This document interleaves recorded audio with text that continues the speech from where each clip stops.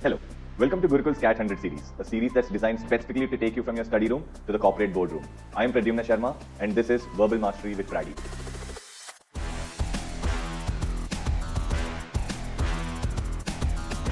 Hello everyone, welcome back to day 74 of our 100 days to CAT test series. Now this is one of my favorite passages. In case you want to take this up as a test, all you've got to do is go on to www.thegurukul.org.in and sign up for the 100 days to CAT test series. If you want to follow along with this video, then this is your first paragraph. Pause the video here, read this paragraph, and then we're going to go into the second paragraph. This is your second paragraph. Pause the video here, read this paragraph, and then we're going to go into the third paragraph. This is your third and last paragraph. Pause the video here, read this paragraph, and then we're going to go into the questions of this passage. Now this is your first question. Pause the video here, answer this question, and then we'll go into the second question. Now this is your second question. Pause the video here, answer this question, and then we're going to go into the third question. This is your third question, guys. Pause the video here, answer this question, and then we're going to go into the last question for this passage. Now this is your last question for the passage. Pause the video here, answer this question, and then we're going to go into the passage and question explanations. So, what does this passage talk about? When I was little, children were bought two kinds of ice cream, sold from those white wagons with canopies made of silvery metal, either the 2-cent cone or the 4-cent cone ice cream pie. So, the actual idea that I get from here is that there were ice creams being sold, and these were either 2 cents or 4 cents. Okay. The 2-cent cone was very small. In fact, it could fit comfortably into a child's hand, and it was made by taking the ice cream from its container with a special scoop and piling it onto the cone. So basically, the 2-cent one is something of this sort. Okay. Yes. Granny always suggested I eat only the part of the cone, then throw away the pointed end because it had been touched by the vendor's hand. Though that was the best part, nice and crunchy, and it was regularly eaten in secret after pretense of discarding it. So apparently our author's granny, she used to tell that eat only till here, okay, and throw this part away, but the author used to pretend that he's thrown this part away and he used to eat it off, okay. So it's a very, very nice narrative story that paints a, nostalgic picture of your childhood, but what's going on further? The 4-cent piece was made by a special little machine, also silvery, which pressed 2 discs of sweet biscuit against a cylindrical section of ice cream. So something of sort of an ice cream sandwich I get. This could be the ice cream, 1 biscuit, second biscuit.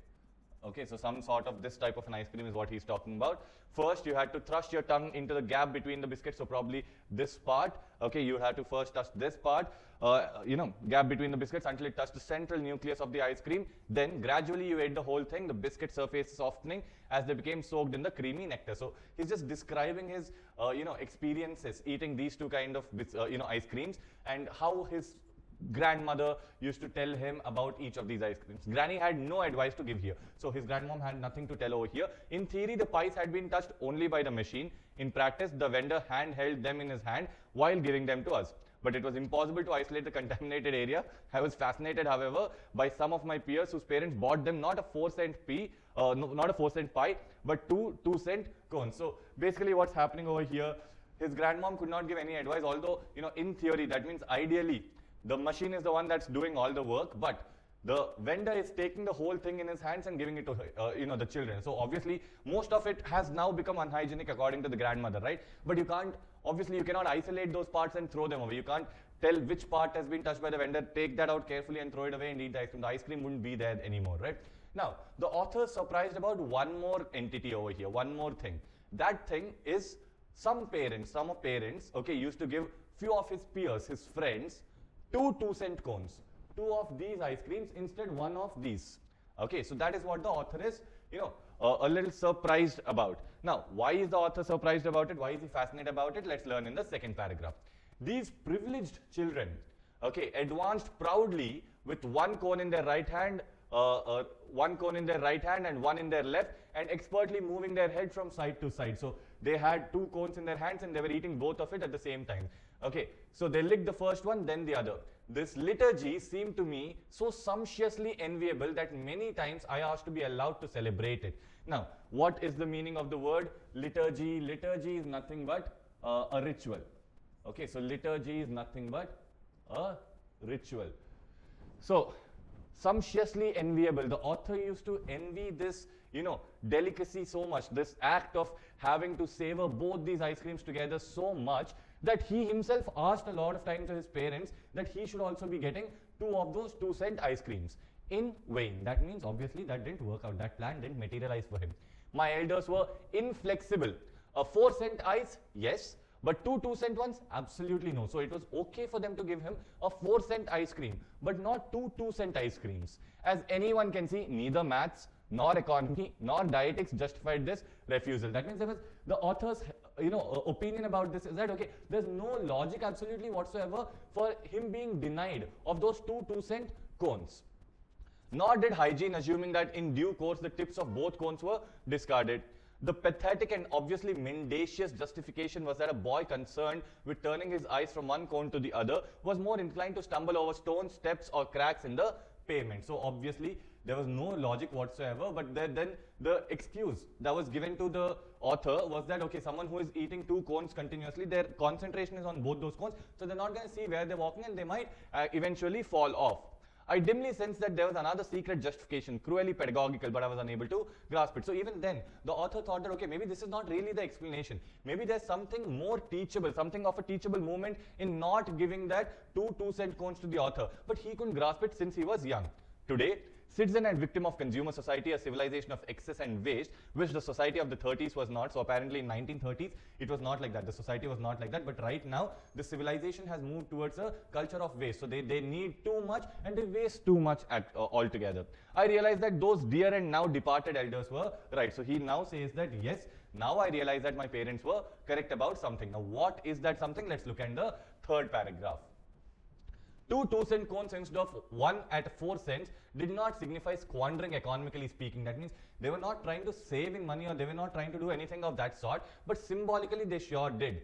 It was for this precise reason that I yearned for them, because the 2 2-cents ice cream suggested excess. So this particular author, he looked for those 2 2-cent cones because he wanted to show off. He wanted to show people that he has a lot of something, he has more of something, and that's exactly why his parents did not give him that 2 2-cent cones. And this was precisely why they were denied to me, because they looked indecent, an insult to poverty, a display of fictitious privilege, a boast of wealth.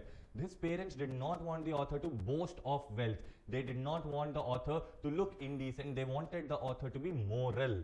Only spoiled children ate 2 cones at once. Those children who in fairy tales were rightly punished, as Pinocchio was when he rejected the skin and the stalk. And parents who encouraged this weakness, appropriate to little parveners, were bringing up their children in the foolish theater of I'd like to, but I can't. So this is what he thinks about, the parents and the children who get these kind of 2 2-cent cones ice cream. So the ones who are taking excess more than what they actually want, just to show that they have something big, they have something that is enviable to others. Okay, they are the ones who have probably had, very humble beginnings. They'd like to have something, but they couldn't have it. So they're giving their children this sort of, excessive thing so that they could show off. Okay. Yes, they were preparing them to turn up at tourist class check-in with a fake Gucci bag bought from a street peddler on the beach at Rimini. Nowadays, the moralists risk seeming at odds with morality in a world where the consumer civilization now wants even adults to be spoiled and promises them always something more, from the wristwatch in the back box of a detergent to the bonus bangle sheathed with the magazine it accompanies in a plastic envelope. So, now what's he saying? He's saying that these parents were making the children, they were educating the children in the wrong way. They were teaching children the wrong things. They were making those children want excess. That need of excess, but not having the actual resources to justify that excess, is what makes these people carry fake Gucci bags just to show off, although they know that it's not true. Okay, in tourist class check-ins, they always want something extra as a reward. And one important part of this entire paragraph is that nowadays the moralist moralist risk seeming at odds with morality. That means the morals have completely changed. So people who are actually moralistic, okay, are now seeming to be somewhat against the morals that are currently in place right now, right? So like the parents of those ambidextrous gluttons, so ambidextrous, someone who uses both their hands, glutton, someone who is eating a lot. Okay, like the parents of those ambidextrous gluttons I so envied, the consumer civilization pretends to give more, but actually gives for 4 cents what is worth 4 cents. That means what? Yes, all these rewards and all that you feel that you're getting, okay, you feel that you're getting something excess, something extra than what you are actually paying for. But in reality, you're getting exactly what you have paid for, nothing more, nothing less. You will throw away the old transistor radio to purchase the new one that boasts of an alarm clock as well. But some inexplicable defect in the mechanism will guarantee that that radio lasts only a year. The cheap car will have leather seats, double-side mirrors and adjustable from inside and a panel dashboard. So all fancy stuff. But it will not last nearly as long as a glorious old Fiat 500, which even if it broke down, could be started again with a kick. So basically what's he saying here, he's calling out something called as planned obsolescence of these companies. Planned obsolescence is nothing but you design a product in a way that it has only a certain amount of lifespan so that you could buy into that product again. So that is the strategy used by the companies. Okay. Now, he's saying that all these modern consumeristic civilizations, so all the people, they're now buying cheap stuff which looks flashy, which has a lot of features on the outside, but in turn, the reliability and durability of those products is extremely less as compared to the old products from 1930s. So the morality of the old days made Spartans of us all, while today's morality wants all of us to be Cerabites. Okay, so the olden time morality, okay, the morals that were practiced in the olden time made Spartans of us all. That means dedicated, hard-working, always fighting for the right thing kind of a people. But right now the morality is just making Cerabites of us all. Cerabites are pleasure-seeking individuals, just people who want the pleasure for now. They don't care about the future. Now that you have understood the passage, let's get into the questions.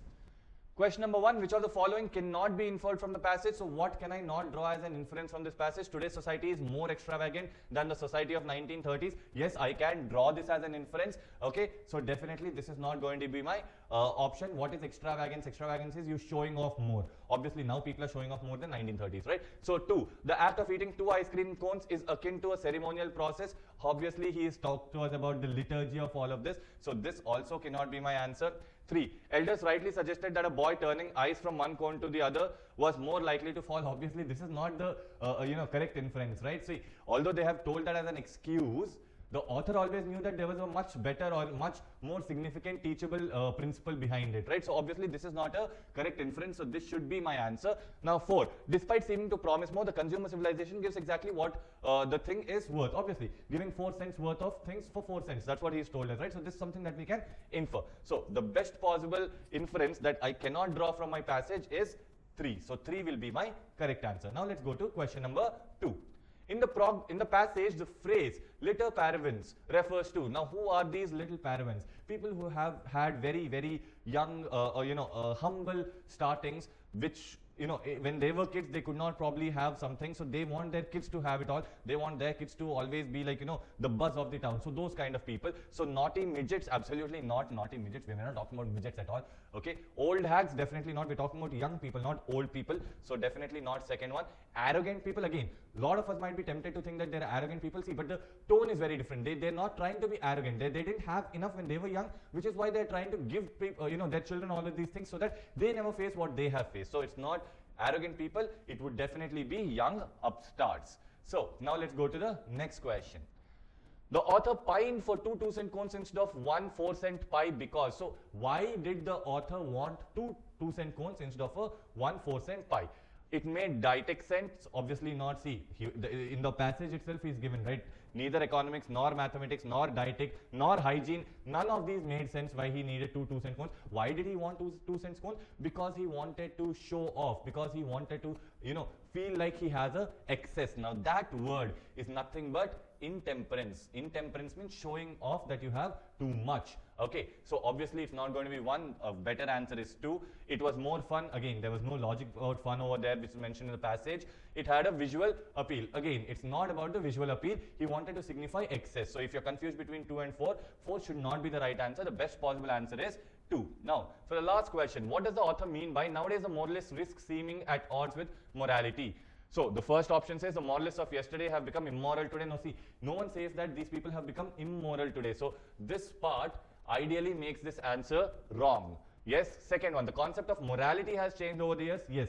which is why the moralists of yesterday, they don't seem to have enough standing today because the morals have changed. So second one is a good answer. Consumerism is amoral. Again, nowhere are we saying that consumerism is immoral. Yes, we are saying that consumerism is now giving excess and all, but it is for people who are buying into it. It's not the consumerism in itself, right? So definitely not 3. Fourth one, the risks associated with immortality have gone up. No, the risks are not talked about anywhere. Okay.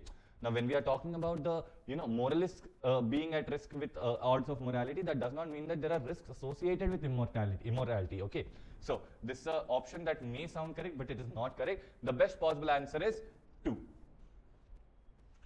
Now, if you watched this video till here, please do not forget to hit that like button, subscribe to this channel, and share this video with a friend who's preparing for CAT 2025 but does not have enough resources to prepare. I'll see you in the next video. Hope you enjoyed learning from today's session. This series is designed to help you with your CAT preparation and practice daily. We are with you in this journey. To watch the next video, click here. And to watch Gurukul's CAT 100 series, study room to boardroom, the entire playlist, click here. If you learned from today's session, like, share, and subscribe.